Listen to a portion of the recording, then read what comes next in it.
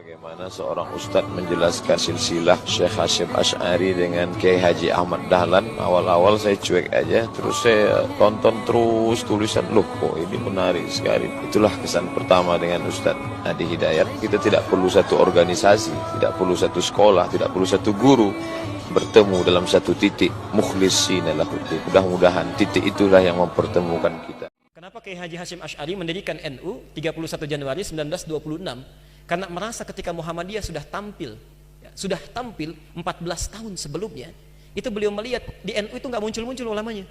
Asy'ari dengan pendiri Muhammadiyah, Muhammad Darwish, itu satu keluarga, satu saudara yang sama, bahkan ngajinya sama-sama itu di Semarang, di Kiai Haji Soleh Darat.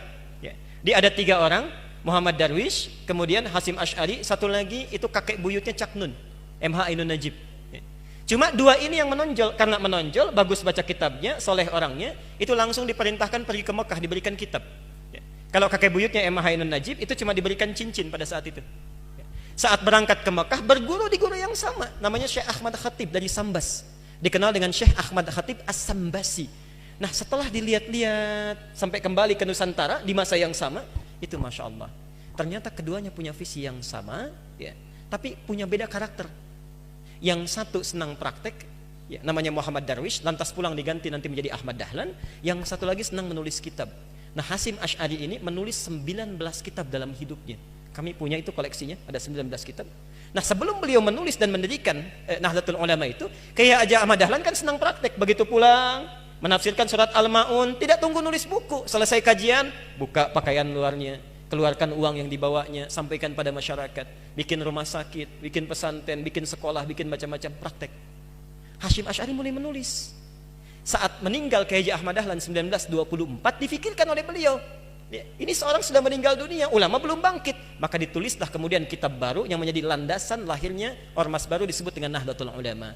Yang ingin saya sampaikan, kedua-duanya ini ternyata satu garis nasab yang sama, bertemu di Maulana Ishaq. Jadi kalau kita urutkan, maaf, Muhammad Hasyim Al-Asy'ari bin Abdul Wahid, bukan Kang Wahid yang ini ya, itu ada Gunawannya, ini lain. Bin Abdul Wahid bin Abdul Halim. Abdul Halim itu nama aslinya Pangeran Benawa, dikenal dengan Sultan Hadiwijaya, nama lainnya Joko Tingkir. Bin Abdullah bin Abdul Fattah bin Abdurrahman. Abdurrahman ini anaknya Sunan Giri, bukan Giri yang ini tapi. Ya. Nah, Sunan Giri ini anaknya siapa? Anaknya Maulana Ishaq. Nah di Maulana Ishaq inilah nyambung nasabnya. Kiai Haji Ahmad Dahlan bin Kiai Haji Abu Bakar bin Kiai Haji Sulaiman bin Kiai Murtado bin Demang Jurang Juru Kapindo bin Demang Jurang Juru Sapisan bin Kiai Gerbek bin Maulana Ishaq. Siapa Maulana Ishaq ini? Maulana Ishaq ini adalah anaknya Ahmad Jumadil Kubra, ya, salah satu wali yang dari 9 yang datang dari Mesir, dari 9 wali itu. Ahmad Jumadil Kubra ini siapa? Ya, ini adalah salah satu wali yang punya 2 anak. Saya belum teruskan nasabnya. Anak pertamanya dibawa ke Nusantara, namanya Maulana Ishaq, melahirkan 2 ulama tadi. Anak keduanya lahir di Mesir, bernama Syarif Abdullah. Nah nanti Syarif Abdullah inilah yang akan bertemu dengan salah satu anaknya Prabu Siliwangi. Ya.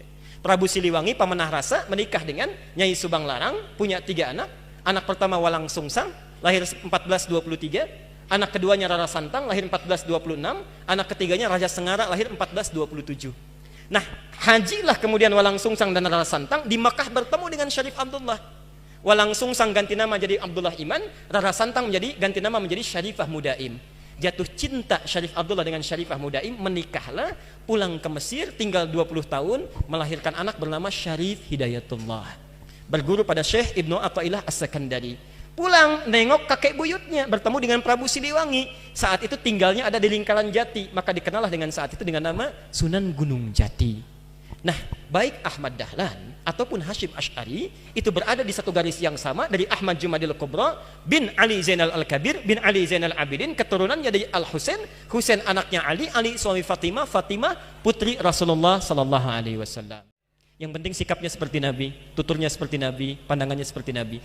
Kullu mri'in bima kasaba rahin, itu pilihan kita semua.